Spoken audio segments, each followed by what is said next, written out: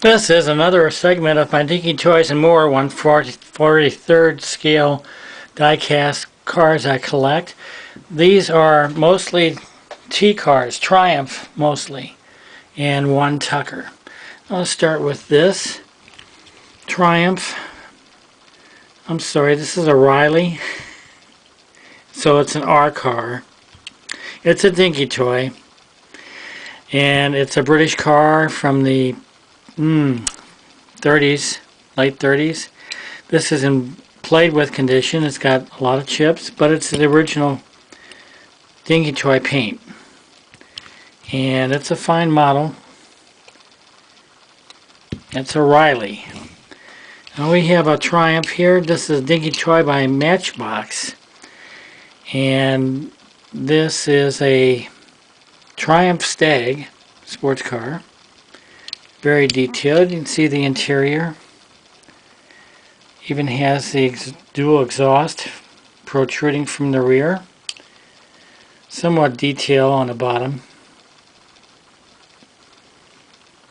And there's the front. Got the glass, except for the top. Glass on the sides and the windshield. Here's a Dinky toy by England, Triumph TR2. Very good condition. It's got the driver and the glass yet, with the steering wheel that turns. Very few chips on this. It's in very good condition. Well, it does have some chips here.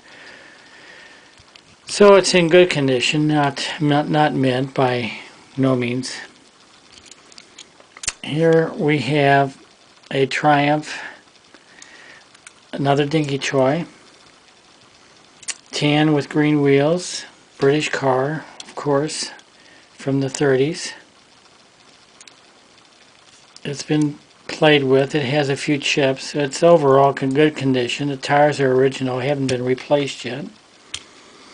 Here's a Triumph Herald, which is by Dinky Toys, but it is not in Dinky toy paint. This is a repaint, and eventually I will look for one in a original Dinky toy paint, which is a white and sky blue in color. Triumph Herald.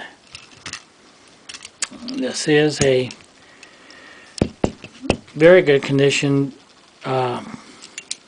Sunbeam. It's another S car. I recorded Sunbeams on a previous video, but this is a Sunbeam from the 30s. Sports car. It has the steering wheel, seats, glasses intact, and most importantly, these die-cast headlights, which could break off easily if played with roughly.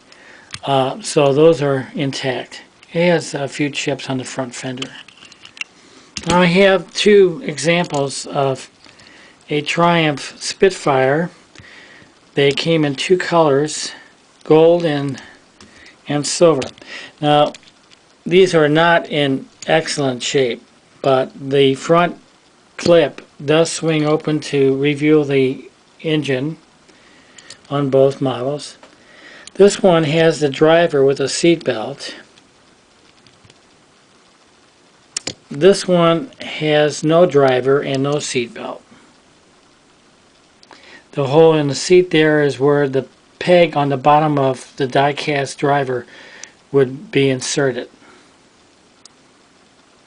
But I got these anyway because I haven't seen too many of these. And they're in really good shape. There's not too much in paint chips on these. So I have both paint versions. And last but not least, we have a Tucker here by Dinky Toys by Matchbox. Good old Tucker. Made this car after the war.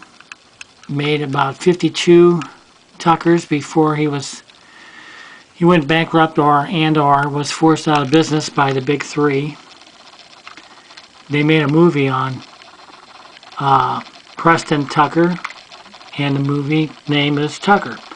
It showed the history of this car. It had a helicopter engine in the rear, and it had the third headlight in the middle here swiveled as you turned the steering wheel. So if you're going around a curve, this headlight in the middle would follow that curve. It was a very unique and innovative car, but again, only 52 issues were made. So that's what a Tucker looks like.